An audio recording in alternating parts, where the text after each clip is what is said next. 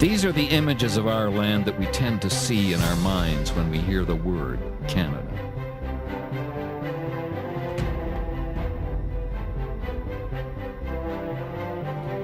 But it is also a land of remarkable engineering achievements, marvels of human design that reach into the sky, span our rivers and roads, and unite us as a people.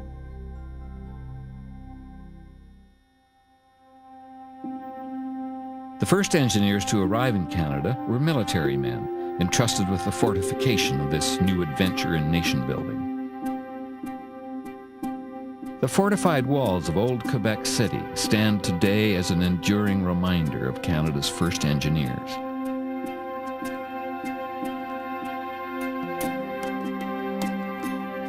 As the country grew, so did the need for sustainable water and sewer systems, improved networks of transportation and communication.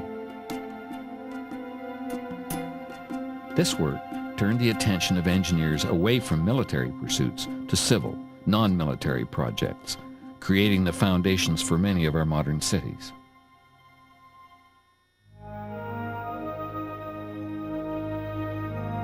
But it was the start of the canal era in the early 19th century that would mark the beginning of Canada's greatest period of civil engineering. By following and expanding upon our existing water routes established by our First Nations, canal engineers were able to open parts of a once almost impenetrable land to habitation.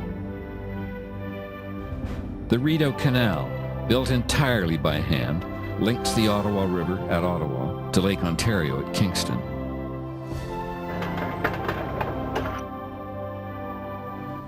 The Trent-Severn Waterway, with its giant hydraulic lift locks that can raise a fleet of boats nearly 10 stories, is today a popular tourist attraction, visited by over 1 million people annually. The canal era would reach its finest hour with the opening of the mighty St. Lawrence Seaway in 1959. A liquid lifeline of trade and commerce, this engineering marvel can take 30,000-ton vessels out of the Atlantic and transport them 3,800 kilometers deep into the inland heart of Canada.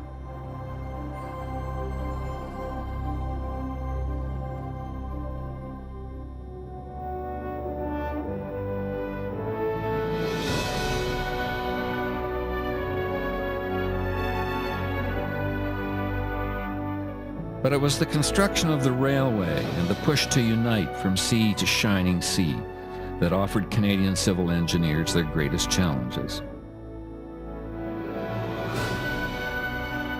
To conquer the Canadian landscape, engineers had to figure out a way to quickly cover vast distances, endure wild and varied terrain, and employ indigenous materials that could withstand the brutally harsh fluctuations of temperature. They succeeded. In 1885, the last spike was driven into the soil at the entrance to Eagle Pass, and Canada was united from coast to coast with a ribbon of steel. Along the line, engineers built bridges, some of exquisite beauty, some of ancient Canadian timber, others of iron and steel, monuments to the glory of Canada's railway engineers.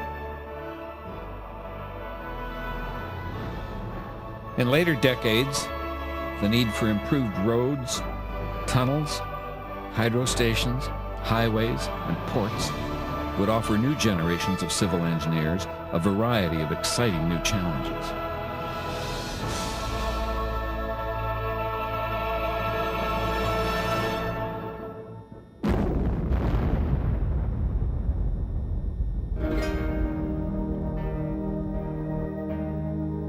Today, Canadian civil engineers are recognized around the world as experts in such areas as bridge code development, wind engineering, wind tunnel testing.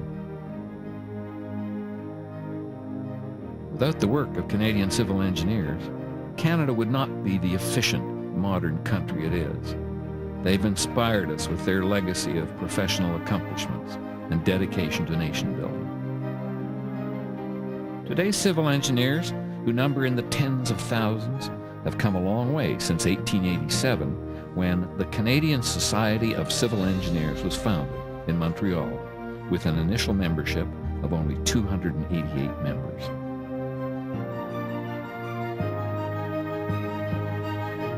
To mark their historic achievements, the CSCE, under the direction of the National History Committee, honors Canada's civil engineering past by annually designating its own National Historic Civil Engineering sites.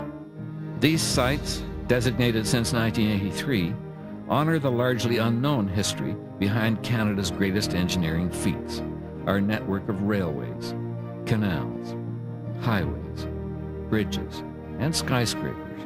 Commemorated sites include Montreal's elegant Victoria Bridge, the first bridge to span the St. Lawrence, the Quebec Bridge, a site of tragedy and triumph, and the ocean terminals at the port of Halifax, entry point to Canada for tens of thousands of immigrants. And they mark the sites of important historic locations, such as the famous home of the last Spike. Civil engineers built this country. The Canadian Society for Civil Engineering protects and celebrates our past while building and ensuring our future. For their solid underpinnings of the life we live in this great land, and for distinguished achievement in popularizing Canadian history, this year's recipient of the Pierre Berton Award is the Canadian Society for Civil Engineering.